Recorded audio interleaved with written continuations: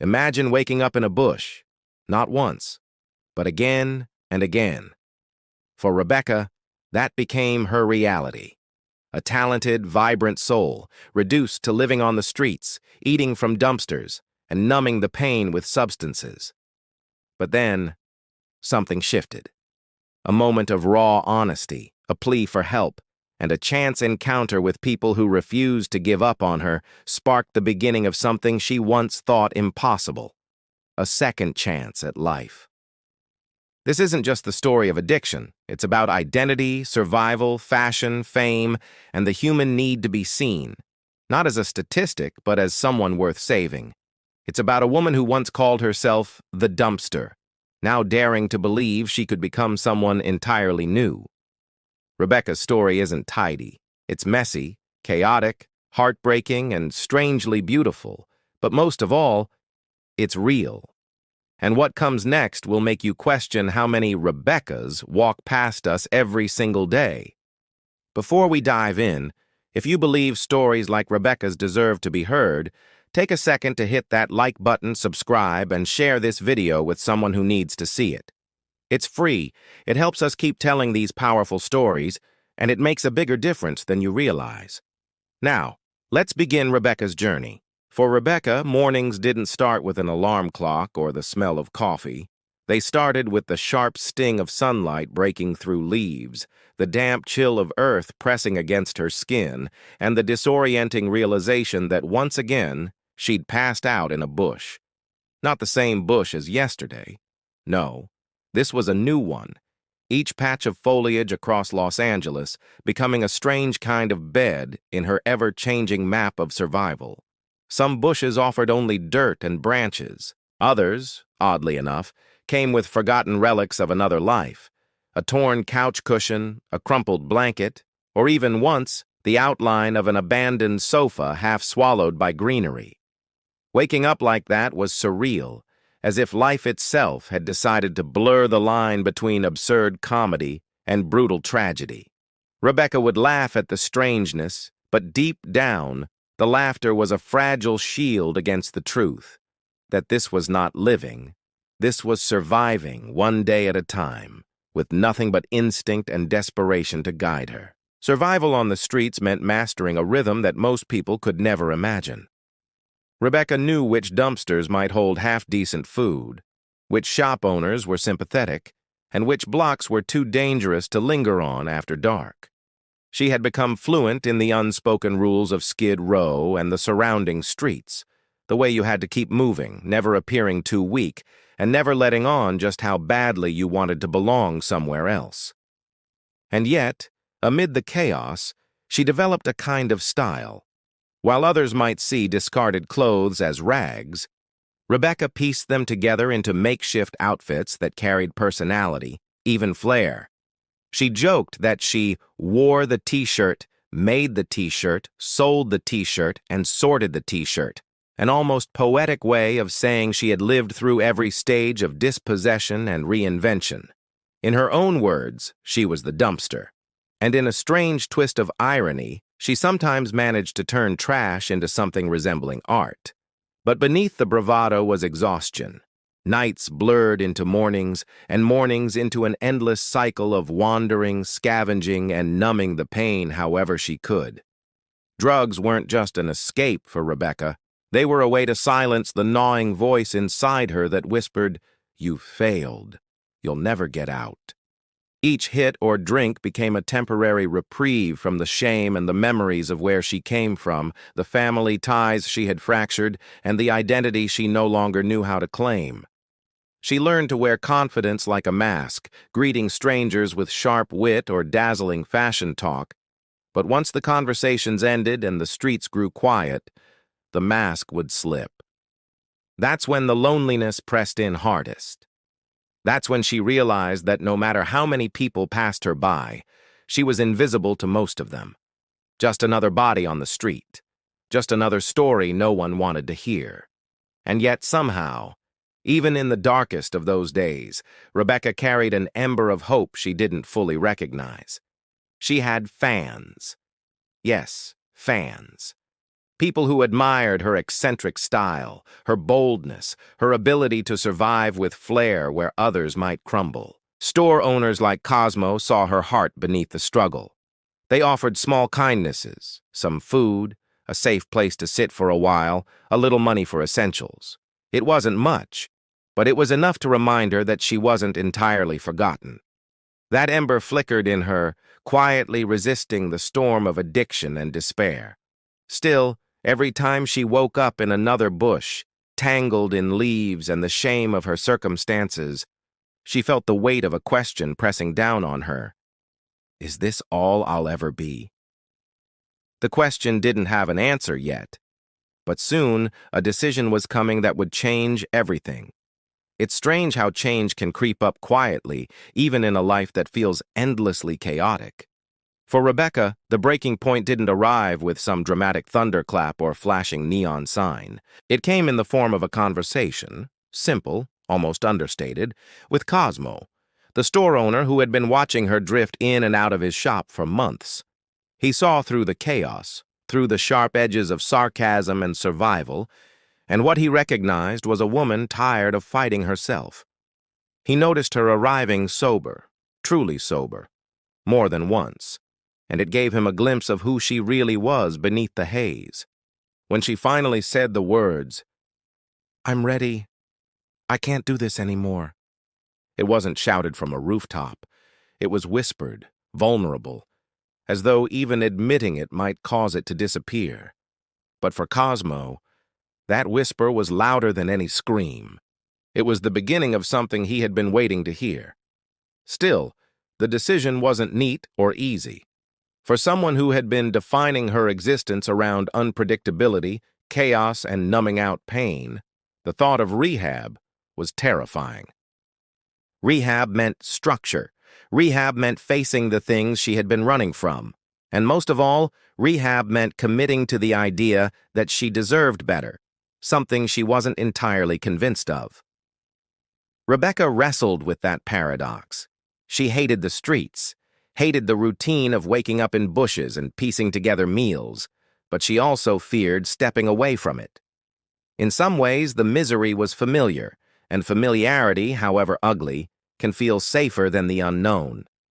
She even joked about it, saying she'd give it all the shots, as if framing it with humor could make the choice less terrifying. But beneath the jokes was something more powerful, the quiet recognition that there was nothing left to lose. Cosmo didn't just hand her an option.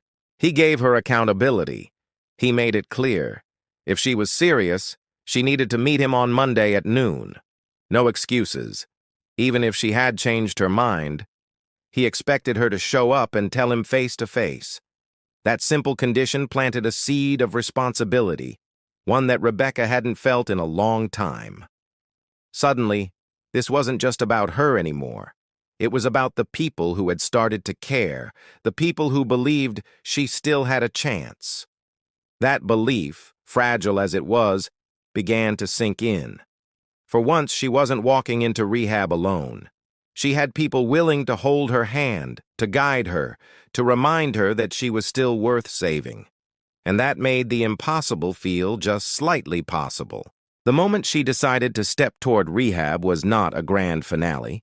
It was a trembling first step. But first steps matter.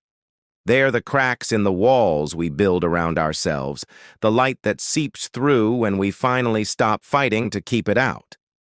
For Rebecca, it was acknowledging that the life she'd been clinging to was killing her.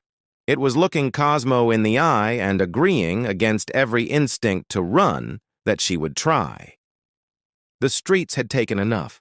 Addiction had silenced enough. Now, even if only for 28 days, she would walk a different path. And that fragile, hesitant yes carried more weight than any promise she'd made before. It was the moment of decision, the moment her story began to shift from endless survival to the possibility of recovery. When Rebecca finally agreed to rehab, she wasn't just walking into a program, she was walking into a collision course with her past.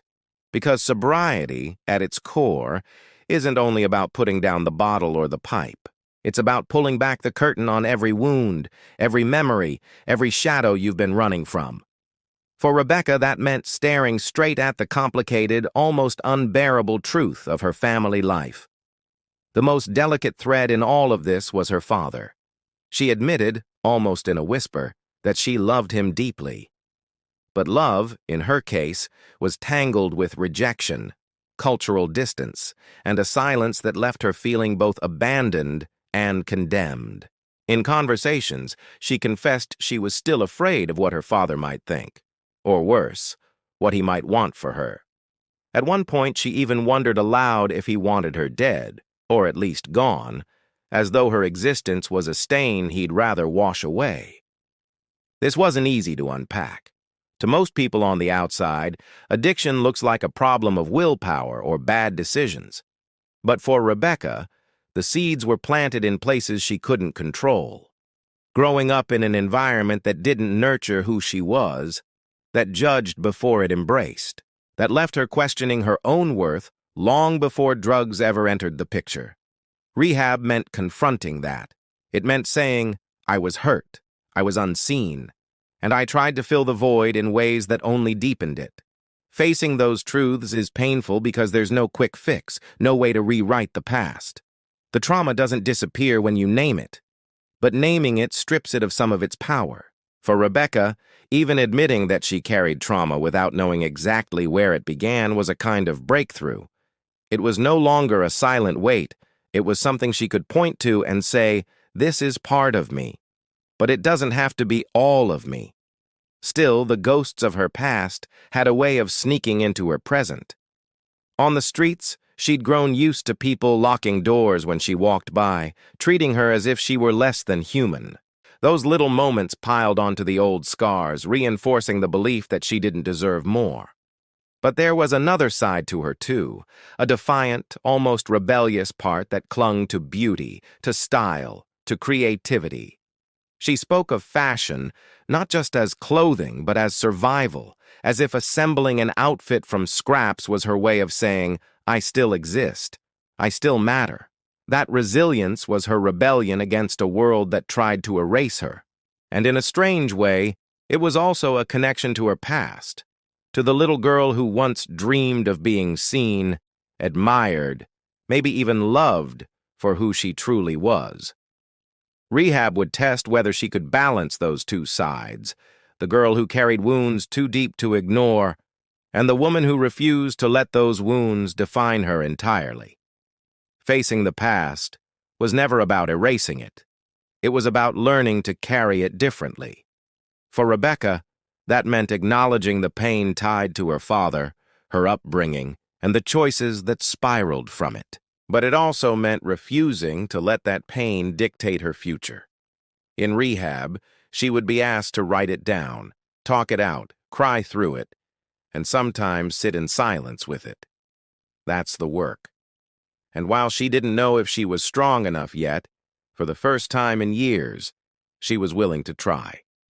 And willingness, fragile, trembling, but real, was the first true crack of light breaking through the darkness she had lived in for so long. Even in the darkest corners of her life, fashion never left Rebecca. Where others saw piles of discarded clothes, she saw possibilities. She could walk into a thrift store with nothing and walk out looking like she belonged on a runway. She could dive into a dumpster and somehow emerge with pieces that, when thrown together, looked less like scraps and more like statements. For Rebecca, clothes weren't just fabric, they were armor, identity, even hope. Each outfit was a small declaration that she was more than the streets, more than the addiction, more than the scars that chased her. She said it herself. She had worn the t-shirt, made the t-shirt, sold the t-shirt, and sorted the t-shirt. Those weren't just words. They were a metaphor for a life of reinvention, a life of transforming what little she had into something that spoke louder than words ever could. On Skid Row, this became her signature. People began to notice her, not just for her sharp humor and biting honesty, but for the way she carried herself, even when everything else was falling apart. She turned dumpster finds into couture moments, a ripped skirt, a mismatched blouse, a scarf tied just right. It wasn't perfect, but it was hers. And in those small transformations, she found a strange kind of dignity. While others passed her by with pity or disgust, a handful of people saw something else: creativity, resilience, and style in a place where most had given up trying. Cosmo, the shop owner who later helped push her toward Rehab, was one of them. He noticed that even when she had nothing, Rebecca could make herself look like something. To him, that wasn't vanity. It was survival dressed as fashion. But beneath that resilience was a longing that fashion alone couldn't fill. Rebecca didn't just want to wear style. She wanted to create it. She dreamed of becoming a designer, of turning her eye for reinvention into something lasting, something recognized. She wanted to move beyond scraps on the sidewalk to sketches on runways. And though the dream felt impossibly far away from where she stood, hungry, homeless, and exhausted, it was one of the few things that kept her from sinking entirely into despair. When she spoke about fashion, her voice lit up. She could list designers with the same passion others might reserve for poetry, weaving names and collections into her narrative as if they were old friends. It was proof that no matter how far she had fallen, she hadn't lost her imagination. Yet that same imagination also highlighted the cruel contrast of her reality. She could stand outside the Chateau Marmont and look up at giant billboards of Kendall Jenner or Timothée Chalamet, drenched in luxury, and feel both inspired and crushed. Inspired, because those images reminded her of a world she still wanted to be part of. Crushed, because she was standing on the sidewalk, worn down, hungry, and invisible to the very industry she idolized. That tension between the dream of beauty and the harshness of survival defined Rebecca's life on the streets. Fashion, for her, was a lifeline and a torment. It was proof that she still had vision, still had something to offer, but also a constant reminder of how far she was from the life she wanted. Still, in every ripped sleeve and salvaged scarf, she found a flicker of defiance, a message that said, "I am not gone yet. I can still be seen." Rebecca never set out to be a public figure, but somehow she became one. On the sidewalks of Los Angeles, people began to recognize her. They weren't drawn to her because she was polished or pristine. They were drawn to her because she was raw, unfiltered, and unforgettable. She had a way of speaking that felt like performance art, a rhythm that could turn even casual conversations into monologues that stuck with you long after. When people filmed her, those videos traveled. Her name began to circle online, whispered in subcultures fascinated by her blend of fashion instincts, biting humor, and brutal honesty. She wasn't a star in the Hollywood sense, but in a strange way, she became iconic to those who saw past the surface. To them, she was proof that even in the ugliest circumstances, individuality could still shine. That accidental fame came with a complicated mix of pride and pain. On one hand, Rebecca craved attention. It gave her the validation she didn't get from her family or her old life. Being noticed meant she wasn't invisible anymore. But attention was also a double-edged sword. Some admired her, while others mocked her, turning her life into entertainment without acknowledging the suffering beneath it. Strangers would approach her like fans, but once they walked away, she was still left with the hunger, the withdrawal, and the fear of another night on the streets. The applause was fleeting, but the pain lingered. And yet, for all its contradictions, that visibility gave her something rare, a reason to keep going. She said more than once that she owed it to her fans not to die out there, not to stay trapped in the cycle forever. Cosmo noticed this too. He saw how people gravitated toward her, how even his employees began to love her visits to the shop. Rebecca had an energy, a spark, that drew people in despite the chaos surrounding her. It wasn't just her sense of style. It was her heart, her strange blend of vulnerability and bravado. She was flawed, yes, but she was also magnetic. And Cosmo realized that if Rebecca could survive long enough to get sober, that magnetism could be redirected into something greater, maybe even a career, a platform, a way to use her voice beyond the sidewalks of Skid Row. He believed in her when many others dismissed her. That belief started to plant seeds in Rebecca herself. If others saw something worth saving, maybe she wasn't the lost cause she thought she was. But fame, however small or unconventional, carried pressure. Rebecca worried about letting people down. She confessed she didn't want anyone to judge her if she tried rehab and failed. She didn't want to be held to impossible expectations. For all her sharp humor and confidence, there was a fragile side that feared rejection even more than failure. Still, she couldn't ignore what her accidental celebrity had given her, a glimpse of possibility. The streets had labeled her a skid mark, a shadow, a nobody. But to her small but loyal following, she was something else, someone who mattered. That contradiction became fuel. Fame, fleeting as it was, became the thread she held on to while taking her first steps toward recovery. Because if people saw her, if people believed in her, then maybe, just maybe, she could start believing in herself. The closer the day of rehab came, the more Rebecca's mind twisted itself into knots. She wanted it, desperately at times, but the pull of the familiar was powerful. Life on the streets may have been brutal, but it was predictable. She knew the rhythm: where to sleep, where to scavenge, where to hide when things turned violent. Rehab, on the other hand, was a blank page. It meant rules, schedules, accountability, and the terrifying possibility of change. For someone who had built her life on surviving the chaos, the idea of stability almost felt more frightening than the chaos itself. Rebecca wrestled with that contradiction openly, joking one minute about giving it all the shots, and trembling the next at the thought of losing the only identity she had known for years, the unpredictable, streetwise survivor who lived on her own terms. Opportunities dangled in front of her, making the decision heavier. Cosmo had offered her a job if she committed to rehab. There was even a chance at a place to stay, something more permanent than a bush or a sidewalk corner. These weren't luxuries. They were lifelines. But they all came with strings attached, and those strings scared her. What if she failed? What if she took the chance, stepped inside rehab, and then stumbled back out weeks later? Would she lose the job, the shelter, the support of the people who had stuck their necks out for her? The fear of letting everyone down was almost paralyzing.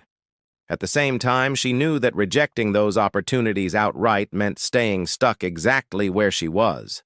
And deep inside, she knew the streets were no longer survivable. Something had to change, whether she was ready or not. Her uncertainty showed in the way she spoke about the process. She insisted she wanted no expectations, no one cheering too loudly, no one putting her on a pedestal. If she completed 28 days and decided sobriety wasn't for her, she didn't want judgment. It was as if she was protecting herself from the shame of failure before she even started. Yet in the same breath, she admitted she was tired. Tired of waking up in bushes, tired of being treated like a burden by strangers on the street, tired of being dismissed by family. There was a tension in her words that revealed the heart of her struggle. She wanted transformation, but she wasn't sure she deserved it. And that doubt was perhaps the heaviest weight she carried. Still, the fact that she showed up mattered. She didn't run. She didn't hide. On the day she was supposed to meet Cosmo, she was late, but she came. That act alone marked a break in the cycle. It was proof that some part of her, however small, was still willing to fight for a future. Rehab wasn't going to be easy. It would mean scraping away the layers of humor, fashion, bravado, and pain she had used as shields. It would mean looking directly at herself in ways she had avoided for years. But walking through those doors was a declaration, quiet but powerful. Rebecca was not giving up yet. And though fear still gnawed at her for the first time in a long time, the possibility of something better was real enough to touch. Beneath Rebecca's tough exterior, beneath the sarcasm and the street-hardened wit, there was a softer longing she didn't often let people see. The dream of motherhood. It might have sounded absurd to anyone who only knew her as the woman digging through dumpsters or drifting down Skid Row, but in quiet moments she admitted she had always wanted to be a mother. Not in a vague, abstract sense, but in a way that revealed how deeply she craved to nurture, to guide, to care for someone. She described how her fans, the people who stopped her on the street or followed her online, sometimes felt like children she was responsible for. Lost souls in crisis who looked to her for a spark of comfort. That instinct, that desire to nurture was still alive in her, even after years of addiction and homelessness. And it startled people because it showed Rebecca wasn't just surviving, she was still dreaming of a life where she could give, not just take. Motherhood, for her, wasn't just about children. It was about redemption. It was about proving to herself and to the world that she could be stable, that she could love and protect instead of leaving or being left. In a life where she had felt discarded, the idea of creating life, of raising it with care, felt like the ultimate second chance. She spoke about it almost poetically, comparing it to fashion, where she could take discarded fabric and stitch it into something beautiful. Maybe she could do the same with her own life, piecing together a future where she was no longer the dumpster, but the one who nurtured something sacred. That image revealed the depth of her hope, but also the raw pain of knowing how far she was from making it real. For Rebecca, the dream of motherhood was both a lifeline and a haunting reminder of everything addiction had stolen from her. In rehab, that dream became something more than a fantasy. It became motivation. Rebecca knew that if she stayed on the streets, motherhood was impossible. She could barely take care of herself, let alone a child. But sobriety? Sobriety might unlock the possibility. It might allow her to reclaim enough stability to start imagining a future where she wasn't defined by loss. She talked about it as though it were a distant but reachable horizon. Maybe one day, after the hard work, after the setbacks, she could have a family of her own. And it wasn't about glamorizing some picture-perfect image. She knew motherhood would be messy and difficult, but in her heart she believed it would be worth it, because it would mean she had finally transformed the cycle of pain into something resembling love. Still, the fragility of the dream made it dangerous. Rebecca feared that talking about motherhood too openly would set her up for disappointment. She had been let down so many times, by family, by life, by herself, that attaching her recovery to such a lofty goal felt risky. But even so, the dream refused to die. It lingered in her voice, in her metaphors, in the way she described her interactions with fans. It was a seed of hope, small but stubborn, and perhaps it was the very thing that kept her from sinking into despair completely. For Rebecca, dreams of motherhood were never just about children. They were about the possibility of becoming whole, of finally stepping out of the shadows of addiction and into the light of a future she thought she had lost forever. Hollywood has always loved a comeback story, and Rebecca knew it. She said it herself with a mix of pride and defiance. "I live for a comeback. Hollywood loves a comeback." For her, the idea wasn't just about returning to something she once had. It was about rewriting her entire narrative. The streets had given her a strange kind of notoriety, but she believed sobriety could transform that notoriety into legitimacy. She compared herself to Paris Hilton, Madonna, even Lindsay Lohan, women who stumbled publicly, but who also re-emerged stronger, reinvented, embraced by an industry that feeds on redemption arcs.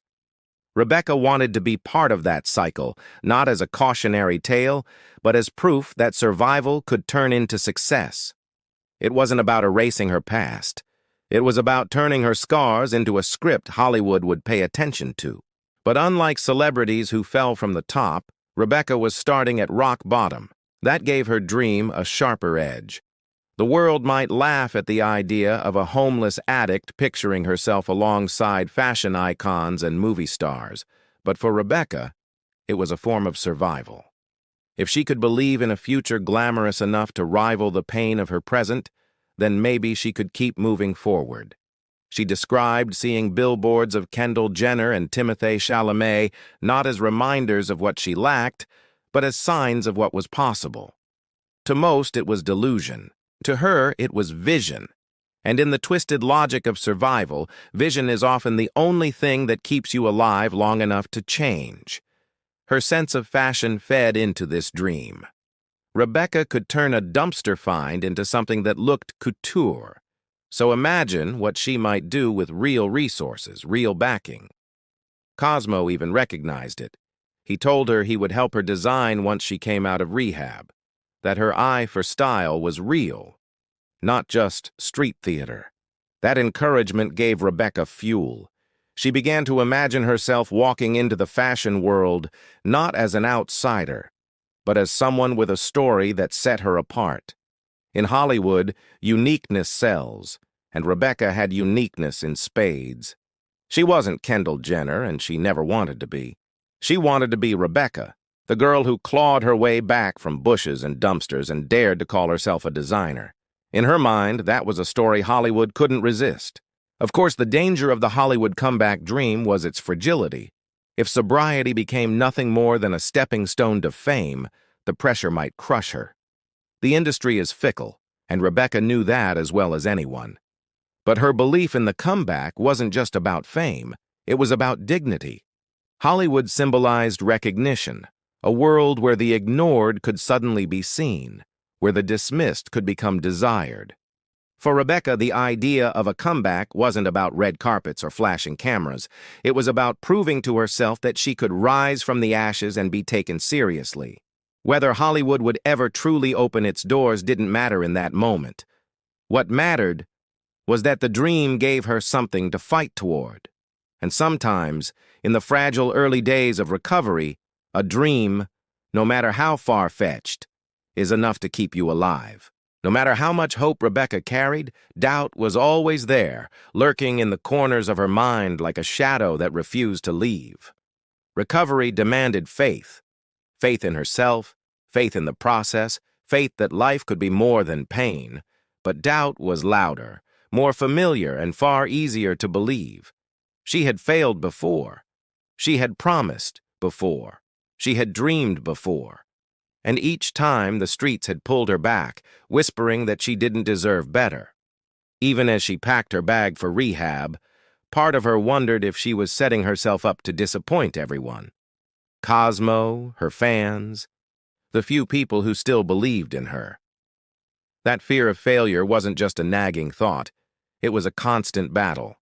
Because for someone like Rebecca, relapse wasn't a possibility to be avoided. It was an expectation she had to fight against every single day. The fight against doubt was visible in her words. She told people she didn't want expectations, that if she completed 28 days and went back to the streets, she didn't want judgment. On the surface, it sounded like resignation, but underneath, it was defense. Rebecca was terrified of failing in public. She had already lived too many years with people laughing at her, writing her off as a lost cause. The idea that she could now let down the people who stuck their necks out for her was unbearable.